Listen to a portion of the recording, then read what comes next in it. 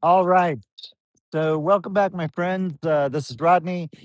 I am here now at 63rd or 64th Street.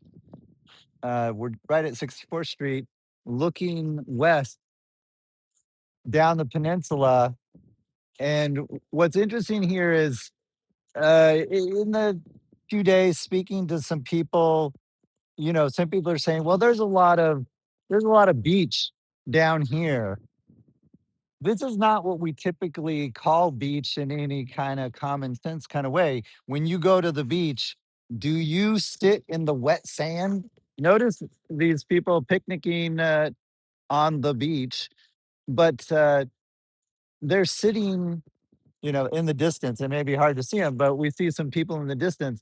They're all hanging out in that wet area below the high tide water mark, which I'm sure, like, when you go to the beach, you don't plop down your blanket in the wet sand.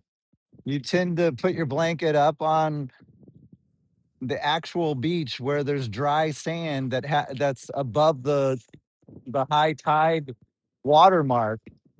But this is all below the high tide watermark. The high tide goes all the way up to the top of the levee. The high tide mark is up there.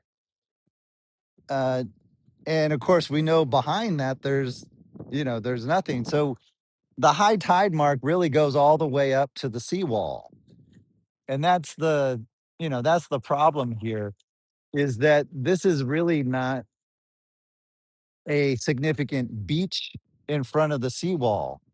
They're just keeping the high tide barely from reaching the seawall.